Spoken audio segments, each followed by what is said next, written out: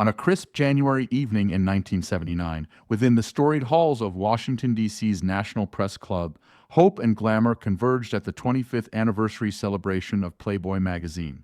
Hugh Hefner, 52, the magnetic founder who had revolutionized American culture with a magazine born in Chicago in 1953, stood proudly at the pinnacle of his empire. At his side was his daughter, Christie Hefner, just 26 years old and already marked by ambition, poise, and an acute sense of responsibility. Christie would soon assume the helm of Playboy Enterprises, guiding it deftly into a changing cultural landscape. Beside them stood Marion Barry, newly inaugurated mayor of the nation's capital at age 42. With charisma and an activist's idealism, Barry symbolized a new chapter for Washington, a city striving to redefine itself, infused with optimism for racial progress, economic renewal, and civic rejuvenation. Effi Barry, graceful and intelligent at 35, radiated quiet strength, embodying the hopes of a community eager for stability and pride. This evening captured a brief, shining moment before turbulence reshaped their destinies. Barry's administration began with high hopes, driven by his civil rights background and ambitious plans for economic renewal and social equality. In this moment before scandal and turmoil clouded his tenure, he symbolized a city ready to embrace change, equality, and vibrant culture. Playboy, founded by Hugh Hefner in Chicago in 1953, was experiencing its zenith. With a monthly circulation peaking at an extraordinary 5.6 million copies, it stood not only as a publishing phenomenon, but as a symbol of American culture. Playboy clubs thrived across the country, each an emblem of leisure, glamour, and aspiration.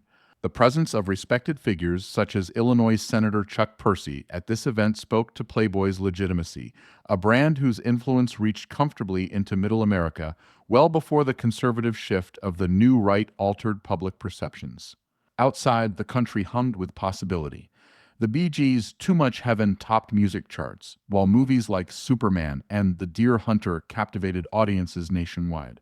Disco, embodied in venues like Tramps in Georgetown run by Mike O'Hara, a local nightlife impresario, filled the nights with glitter and escapism. Linda Roth, who later became a public relations giant, worked at Tramps, capturing the essence of DC's vibrant social scene, while Alan Weitzman navigated the sophisticated corridors of the advertising world through his influential agency, Weitzman Dim. Playboy's influence extended into journalism as well, epitomized by its famous, provocative interviews. Just a few years earlier, Jimmy Carter's candid admission to journalist Robert Scheer that he had lusted in his heart highlighted the magazine's unparalleled capacity to drive public dialogue. Playboy journalists, including Robert Scheer and Maury Levy, brought intellectual heft and groundbreaking candor to the magazine's pages, reshaping perceptions of what a men's magazine could achieve. As guests toasted Playboy's 25 years, its circulation nearing an astonishing 5.6 million copies per month, they celebrated more than a magazine. They celebrated a cultural force at its zenith, confident in its role as a provocative yet accepted fixture of American life. Yet history would soon pivot. The hopeful promises of Barry's administration would face stark realities. Hugh Hefner's brand would grapple with shifting cultural norms, and a changing America would recalibrate the moral compass of popular media. But for this one glittering evening in 1979, within the grandeur of the National Press Club, anything seemed possible.